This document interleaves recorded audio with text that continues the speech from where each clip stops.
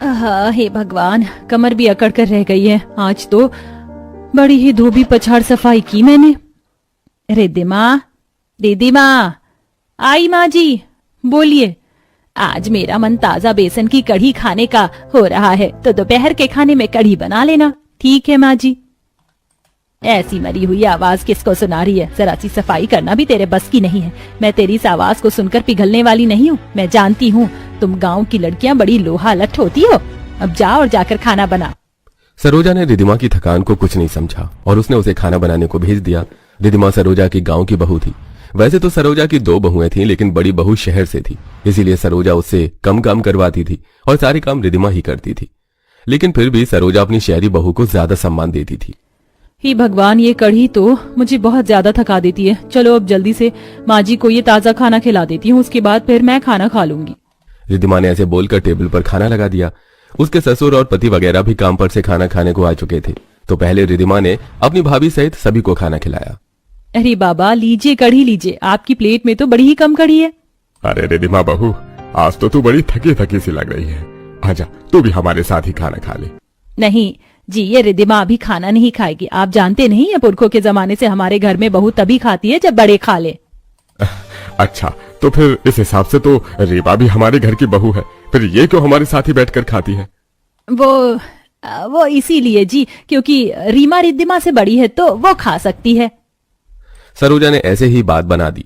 सरोजा के घर का ये उसूल था कि बहुएं परिवार को खिलाने के बाद ही खाती थी और वो खाना बनाते वक्त नमक भी नहीं चख सकती थी, नहीं तो उस खाने को झूठा मान लिया जाता था। और रिद्धिमा उन सभी उसूलों का अच्छे से पालन भी करती थी। आज भी सभी के खाने के बाद ही उसने खाना खाया। और माँ जी, हाँ, आप और रीमा भाभी कहीं जा रही हैं क्या? हाँ, जा रही हूँ मैं अपनी बहू को अपनी सहेलियों से मिलवाने। तू घर में ही रहना। माँ जी, लेकिन नई बहू तो मैं हूँ। तो मैं क्या तुझे लेकर जाऊँ अपनी सहेलियों के बीच? अजीब इंसान है। अरे गांव वाली, तुझे मैं अगर अपनी शहरी सहेलियों के बीच लेकर गई ना तो मेरी बेइज्जती हो जाएगी। तुम गांव के लोगों में मैनर्स बड़े कम होते हैं, तू यहीं रह। ऐसे ही सिलसिला जारी रहा। सरोजा अपनी बड़ी बहू को बहुत ही मैनर्स वाली और समझदार मानती थी और रिद्धिमा को कूड़ा। ऐसे ही सब चल रहा था कि एक दिन, ये सब्जी तो लगभग तैयार ही है, बस जरा सा नमक चख लूं कि कम तो नहीं है। रीमा ने ऐसे बोलकर जिस चम्मच से वो सब्जी बना रही थी उसी चम्मच से सब्जी को चखा और फिर से वो उसी चम्मच को सब्जी में चलाने लगी। नमक थोड़ा सा कम है। भाभी, आपने फिर से वही हरकत की क्या? तुम मेरी हमेशा जासूसी ही करती रहती हो क्या? भाभी, मैं तो बस यहाँ पानी लेने आई थी, माँ ने मंगवाया था। भाभी, माँ ने कितनी बार तो हमें समझाया है कि उन्हें इस तरह से खाने को चक्कर बनवाना पसंद नहीं है। हमारे घर में सख्ती से इस बात की मनाही है, लेकिन फिर भी आप क्यों नहीं मानती हैं? तुम जरा मुझे समझाना बंद करोगी? मैं अच्छे से जानती हूँ कि माँ जी को क्या पसंद है और क्या नहीं। खाना बनाते वक्त नमक तो हर कोई चखता ही है। अब तुम जाओ यहाँ से। रीमा की बात सुनकर रिद्धिमा रसोई से निकल आई। ऐसा पहली बार नहीं हुआ था जो रीमा ने खाने को झूठा किया हो। उसे हर बार रिद्धिमा समझाती थी, लेकिन वो उसकी बात को कभी नहीं सुनती थी। आज भी खाना बन जाने के बाद रीमा ने एक प्लेट में खाना निकाला और अच्छा हुआ कि कोई भी नहीं है यहाँ। अब मैं जल्दी से खाना खा लेती हूँ। वैसे भी मेरे बस की नहीं है कि सभी के खाने तक रुकना। रीमा ने ऐसे बोलकर रसोई में ही खाना शुरू कर दिया। जिस बहू को सास अपनी सबसे अच्छी बहू मानती थी, वही उसकी नाक के नीचे ऐसी हरकतें कर रही थी और सरोजा को खबर तक नहीं थी।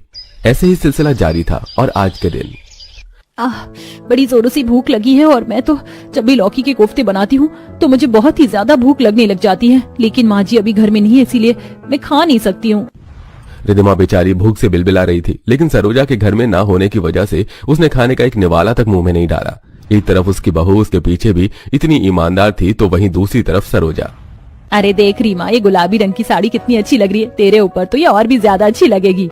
हाँ माँ जी, ये साड़ी तो देखने से बिल्कुल बॉलीवुड स्टाइल साड़ी लग रही है। आजा, तुझे दिलवाती हूँ। सरोजा ने ऐसे बोलकर रीमा को साड़ी दिलवाई, जहाँ पर रीमा को एक और साड़ी पसंद आ गई। माँ जी, मुझे तो ये वाली साड़ी भी बहुत ज्यादा अच्छी लग रही है। कौन सी? अरे हाँ, ये भी अच्छी है। दोनों ही साड़ियों का कोई जवाब नहीं है। चल तो बहू, तू दोनों ले ले। सच माँ जी? शुक्रिया। माँ जी, अगर मैं ये साड़ी लेकर जाऊंगी तो रिद्धिमा का क्या होगा? उसे देखकर बुरा लगेगा। अरे उसके लिए ले तो लिए हैं सेफ्टी पिन, अब क्या सारा बाजार ही उसके लिए ले जाऊं?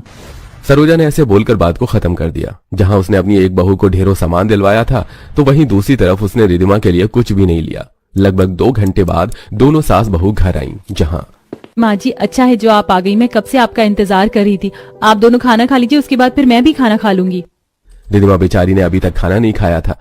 उसने पहले अपनी सास को खाना खिलाया और तब उसने खुद खाया, लेकिन इतनी सब बातों से भी सरोजा खुश नहीं होती थी। खाना खा लेने के बाद सरोजा अपनी बहुओं को उनका सामान देने लगी। ये ले रिदिमा, तेरी साड़ी के सेफ्टी पिन खोते रहते हैं ना, तो इसीलिए मैं ये सेफ्टी पिन तेरे लिए लाई हूँ। शुक्रिया माँ जी। और देखो माँ जी ने मुझे ये 2 साड़ियां और साथ में ये चुनरी और ये 2 नेकलेस दिलवाए हैं। कैसे हैं? अरे नहीं, मैं तुमसे क्या पूछ रही हूँ, तुम्हारी पसंद तो वही गवारों वाली ही है ना, तो तुम्हें ये सब कहाँ अच्छा लगेगा। अपनी हर मुमकिन कोशिश करने के बाद भी अपनी सास को अपनी जिठानी की ही तरफदारी करता देख रिदिमा को काफी दुख होता था। ऐसे ही सिलसिला जारी था। रिदिमा बेचारी अपनी सास के नक्शे कदम पर चलती थी। जब भी उसे ही गलत समझा जाता था और रीमा खाने को झूठा कर करके बनाती थी और उसके अलावा कोई भी काम नहीं देखती थी, तब भी उसे ही ज्यादा सम्मान मिलता था। ऐसे ही सब चल रहा था कि आज के दिन सरोजा के घर में कुछ खास मेहमान आए हुए थे। मैंने अंदाज से तो नमक डाल दिया है, लेकिन कह नहीं सकती हूँ कि ये ठीक होगा कि नहीं। रिदिमा बेचारी ने अंदाजा कर करके ही खाना बनाया और बड़ी ही सफाई से खाना बनाकर उसने टेबल पर लगा दिया। सभी लोग खाने को बैठ गए और अरे बहू रानी, तुम भी बैठो, तुम क्यों खड़ी हुई हो? नहीं नहीं, पहले आप सभी खा लीजिए, तब फिर मैं खा लूंगी। मेरे घर के यही असूल है। मेरे घर की बहुएं पहले परिवार को खिलाती हैं, उसके बाद खुद खाती हैं। मैं इतना ज्यादा ख्याल रखती हूँ रसोई का कि मेरे घर की बहुएं खाने का नमक भी बनाते वक्त नहीं चखती हैं, क्योंकि अगर इन्होंने चख लिया तो फिर खाना झूठा हो जाएगा। वाह सरोजा, बड़े ही हिसाबों वाली औरत है तू शुरू से ही। और देख, तुझे कितनी पाबंद बहू भी मिली है जो तेरी इस बात को मानती है। नहीं तो आजकल की लड़कियां कहाँ कोई रिवाज मानती हैं। ये तो बस ठीक ठाक ही बहू है मेरी, वरना मेरी रीमा बहू है ना, वो तो बहुत ही समझदार है। सरोजा से रिदिमा की तारीफ बर्दाश्त नहीं हुई। उसने उसमें भी रीमा की बात को अड़ा दिया। ऐसे ही शाम हो गई और शाम के वक्त का खाना रीमा के ऊपर आया। मेहमान अभी भी घर में ही थे। वही सूप बस बन ही गया, जल्दी से इसका नमक मिर्च चख लेती हूँ। रीमा ने ऐसे बोलकर चम्मच को सूप में डाला और उसी चम्मच से चुस्कियां ले लेकर वो सूप को चखने लगी। लेकिन ये मंजर बाहर से एक मेहमान ने देख लिया। हे भगवान, ये तो कैसे गंदगी से खाना बना रही है और झूठा भी कर रही है। ये सरोजा दोपहर तो ऐसे बोल रही थी जैसे कि ना जाने इसकी बहू कितनी पाबंद है बातों की। मुझे तो पहले ही दाल में कुछ काला लग रहा था। अभी दिखाती हूँ इस सरोजा को इसकी बहू की हरकत। ऐसे बोलकर वो औरत सरोजा को भी रसोई के पास ले आई, जहां पर सरोजा ने जो देखा उसे देखकर उसकी आंखें फट गईं। अरे कौन इंतजार करेगा सभी के खाने का, मुझे तो भूख लग रही है, इसीलिए मैं तो खाना खा रही हूँ। रीमा ऐसे बोलकर खाना खाने लगी, जो कि सरोजा को देखकर बहुत बुरा लगा। और फिर सरोजा पीछे से बोली, रीमा, माँ जी, तेरी ये मजाल। अरे तुझे तो मैं अपनी सबसे अच्छी बहू समझती थी, तू ऐसी है। सरोजा ने रीमा को काफी बातें सुनाई, जिन्हें सुनकर उसका सिर शर्म से झुक गया। अब सरोजा जान गई थी कि उसकी अच्छी बहू कौन थी। रीमा ने अपनी गलती की माफी मांगी और सभी खुशी खुशी रहने लगे। बेटा, तू कहीं नहीं जाएगा। दादी आप भी ना। लगता है तू मेरी बात नहीं सुनेगा। उर्मिला, जानकी, उषा, अरे देख ले, अपने बेटे को सुन नहीं रहा। बड़ी सास की आवाज सुनते ही घर की सारी औरतें इकट्ठी हो जाती हैं। मोहित, तुझे माँ जी बोल रही है ना कि कहीं बाहर नहीं जाएगा। इतनी छोटी सी बात के लिए आप लोग घबरा क्यों जाते हैं? बुआ, मम्मी, बड़ी दादी, छोटी दादी, अब मैं बच्चा नहीं हूँ, मुझे बाहर जाने दीजिए। और मैंने आपको बताया था ना, मेरा इंटरव्यू क्लियर हो गया था और अब से मैं जॉब पर भी जाऊंगा। बेटा, जॉब पर जाकर क्या करेगा? देख, हम सब कोई ना कोई काम करते हैं। अब पैसे की कोई दिक्कत नहीं है, तू कहीं जाकर क्या करेगा? और तुझे अब कुछ करना है तो वो है शादी। बड़ी मुश्किल से एक लड़की के घर वालों को ढूंढा है। समझ नहीं आता, आप मुझे घर में बांध कर कब से रखोगे? स्कूल भी मैंने ओपन से किया है, रेगुलर स्कूल भी जाने नहीं दिया। मैं जानता हूँ आप लोगों के साथ जो हुआ, जिस वजह से आप मुझे भी अपनी आंखों से ओझल नहीं होने देते। मैं अपने पापा, दादा, फूफा, चाचा की तरह नहीं हूँ जो चला जाऊंगा। पर यह भी जानता हूँ आप सब बहुत अच्छे हैं, अपने पैरों पर खड़े हो गए और घर में भी पैसों की कोई दिक्कत नहीं है। लेकिन मैं इस घर का इकलौता मर्द हूँ, कमाना तो होगा ही मुझे। हाथ पे हाथ धरकर नहीं बैठ सकता हूँ। बाहर के लोग मजाक उड़ाते हैं मेरा। शादी करूंगा तो मेरी पत्नी क्या सोचेगी कि औरतों से भरा ससुराल है। मेरी भी तो एक इमेज होनी चाहिए किसी के सामने। ये सुनकर सब परेशान होकर आंखें नीचे कर लेते हैं। तभी व्हील चेयर चलाकर सोमवती पोते के पास आकर उसका हाथ पकड़ती है। अच्छा ठीक है, तुझे ऐसा लगता है ना हम सब तुझ पर दबाव बनाकर रखते हैं, तो अब शादी के बाद देखियो कौन ज्यादा दबाव बनाता है। आप भी ना दादी। चलो चलो, अब अपने अपने काम में लग जाओ। अब मैं भी वीणा बजा लूं अपनी। ओ हाँ हाँ, मैं हूँ तेरी प्रेम दीवानी, मुझको तू पहचान, मधुर सुना दो तान। वाह बड़ी दादी, बुआ, आप दोनों सच में बहुत अच्छा गाना भी गाती हैं और वीणा भी बजाती हैं। एकदम मैं मंत्रमुग्ध हो जाता हूँ, सारी टेंशन खत्म हो जाती है। हमारी भी बेटा।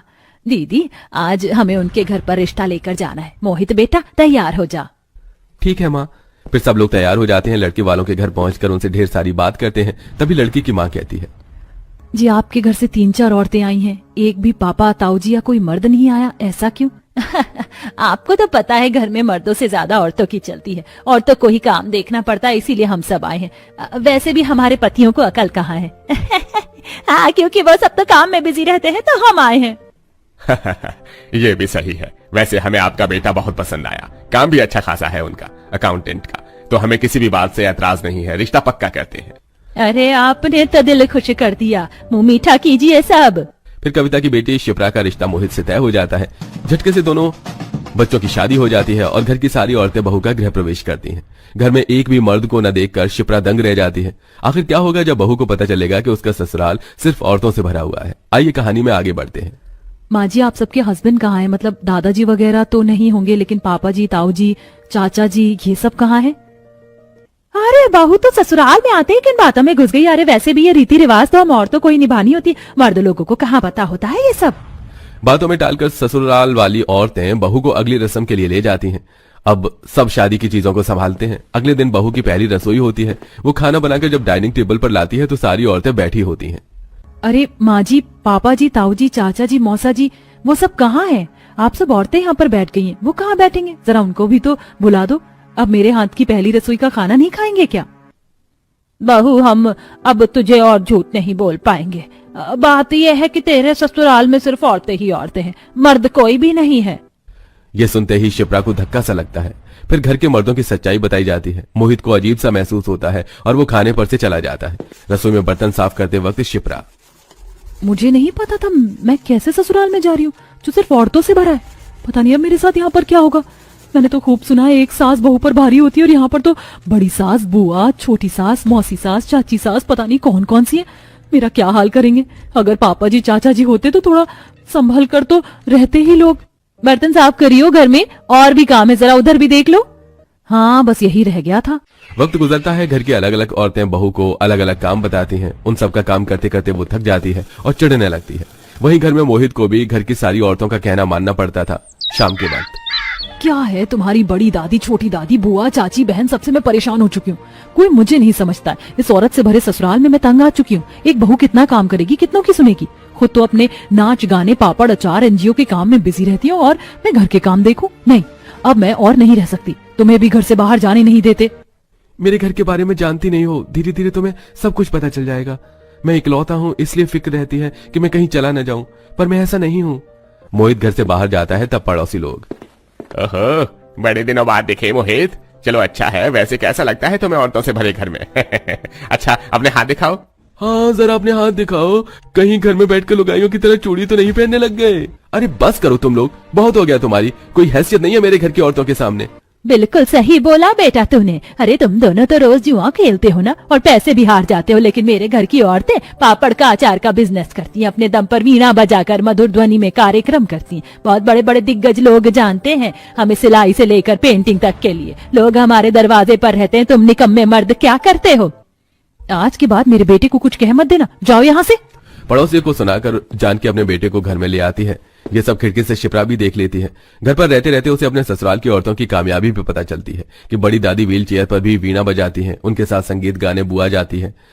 छोटी दादी और सास का अचार का बिजनेस है। चाची सिलाई के लिए मशहूर है। नंद इटालियन पेंटिंग करती है। इमोजी का काम करके आसपास के लोग या गांव के लोगों की मदद करती है। एक दिन, बड़ी दादी ये सूप पी लीजिए, इसके बाद आपको कार्यक्रम में भी जाना है। हाँ बहू देख, हम सब तो अपने अपने काम में बिजी होते हैं, अकेले घर के काम करके परेशान नहीं हो जाती है। अगर तू भी अपना कोई काम करना चाहती है या तेरा कोई सपना है तो हम तेरी मदद करेंगे तेरा सपना पूरा करने में। सच में दादी, मैं शादी के बाद भी कर सकती हूँ? हाँ बहू बिल्कुल, हम सब तेरे साथ हैं। बता तुझे क्या करना है। अगर ऐसा है तो मैं डॉक्टर की पढ़ाई करना चाहती हूँ। मम्मी पापा ने मुझे कभी करने ही नहीं दिया। उन्होंने मेरी शादी कर दी, बोला कि क्या करेगी डॉक्टर बनकर, ससुराल में चूल्हा चौका करना है। पर आप सब तो बहुत अच्छे हैं। ठीक है, अब से तुम डॉक्टरी की पढ़ाई शुरू करो। शिप्रा खुश होकर बड़ी दादी को गले लगाती है। इतने में गुस्से वाले शिप्रा के माता पिता आ जाते हैं। शिप्रा चल अपने घर चल, तुझे औरतों से भरे ससुराल में रहने की कोई जरूरत नहीं है। मेरी बच्ची, तुझे अब हम और परेशानी में नहीं देख सकते हैं। हाँ बेटा चल। नहीं, मैं यहाँ से कहीं नहीं जाऊंगी। कुछ समय पहले तूने ही तो कहा था मुझे यहाँ से ले जाओ, मुझे इन सब लोगों की सुननी पड़ती है। अब ऐसा क्या हो गया? हाँ, पहले मैं अपने ससुराल की औरतों को जानती नहीं थी। मुझे अच्छा लगता है मेरे ससुराल में सिर्फ औरतें हैं। अगर आप जैसे दिमाग वाले मर्द होते तो मैं यहाँ भी कभी डॉक्टर की पढ़ाई करने के बारे में नहीं सोच पाती। आपने तो मुझे मेरी पहचान बनाने नहीं दी, लेकिन यहाँ देखो, सबकी कुछ न कुछ पहचान है, सब अपने पैरों पर खड़ी हैं। और आपने ही चूल्हा चौका करने के लिए भेजा था ना, देखो अब मैं यहाँ कैसे चूल्हा चौका करती हूँ। शिप्रा के मुंह से ऐसी बात सुनकर उसके माता पिता चले जाते हैं और शिप्रा अपने औरतों के घर ससुराल में खुश रहने लगती है और कुछ ही समय में डॉक्टर बनकर गरीब लोगों की मदद भी करती है। ये कहानी एक संदेश देती है कि औरतों से भरे ससुराल में संघर्ष हो सकते हैं, लेकिन समझदारी और प्यार